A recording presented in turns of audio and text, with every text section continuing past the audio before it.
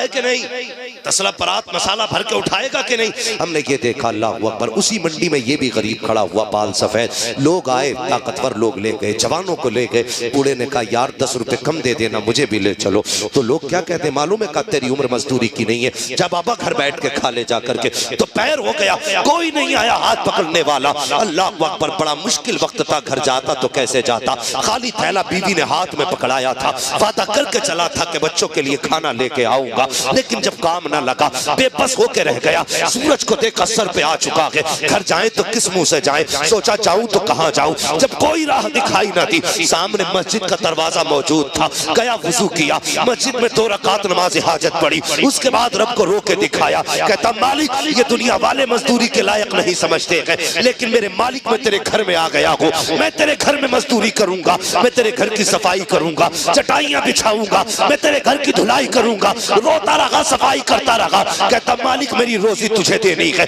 मजदूरी तुझसे चाहिए। शाम हो जाती है, कोई इंतजाम रिस्क का नहीं हुआ है। जब शाम होने लगी, ख्याल आया घर चलना चाहिए। घर के दरवाजे के करीब पहुंचा, रात का इंतजार किया। रात में दरवाजे पे गया, दरवाजा खटखटाया, बीवी दरवाजे पे खड़ी थी। अल्लाह अकबर, वो बीवी भी आम बीवी न थी, कनीज़े फातिमा ज़हरा थी वो बीवी। अल्लाह अकबर, खाली हाथ शोहर आया है। देख के ये नहीं कहा था निकम्मे खाली हाथ आ गया, कुछ लेके नहीं आया, बच्चे क्या खाएंगे, कैसे सोएंगे, कोई जुमला नहीं कहा। उसने शोहर को खाली हाथ आते देखा, माथे पे थकन थी। बीवी ने हाथ पकड़ा, हाथ पकड़ के अंदर लाई, पैर धुल के कहा सरताज लेट जाइए, लगता है बहुत थके हुए हो। शोहर लेट जाता है। बीवी ने सर में तेल डाला, मालिश किया, मुस्कुरा के कहने लगी सरताज काम करने गए थे, क्या हुआ, कुछ मिला के नहीं? काम नहीं मिला। कहते बीवी काम तो मिला है, कम मजदूरी, कम मेरा मालिक कितना बड़ा है, मजदूरी मांगते हुए गैरत आ रखी थी, इसलिए पैसा नहीं मांगा।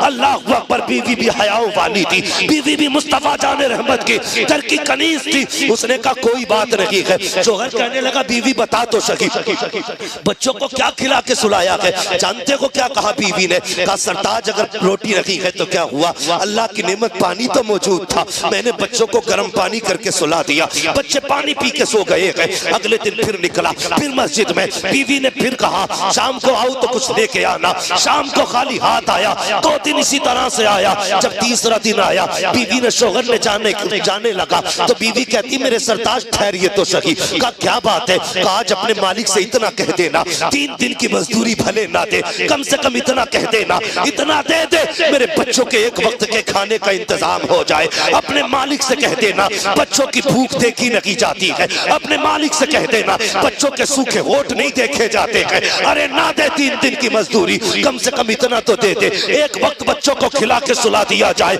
यार शोहर की चीख निकल जाती है। जब जाने लगा, बीवी ने कहा शोहर ठहर तो सही, ये 3 दिन का फाका सही, अगर फिर भी मजदूरी ना मिले मेरे सरताज हराम के लुकमे ना लेके आना, खाली हाथ आ जाना, लेकिन हराम की रोटी ना लाना। कहा किस लिए? कहा बच्चों को फाके से मरना गवारा कर सकते हैं, हराम के लुकमे इनके अलग से उतर जाए, ये गैरत वाली माओ को गवारा नहीं हो सकता।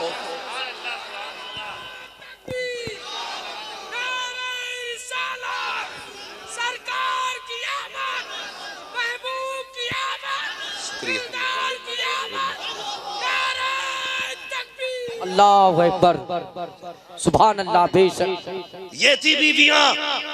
आज शोहर न लाए ना कुछ, खाना तो छोड़िए, पसंद का सूट अगर न लाए तो कहती है तुझे अपने शौकों में पूरे करने में आग नहीं लगती है? मेरा एक सूट लाने में तुझमें आग लग गई? हाँ, जब यहां से शुरू होती है तो दे तलाक, ले तलाक। मुसलमान बहुत आगे की चीज है, तीनों एक साथ छोड़ देता।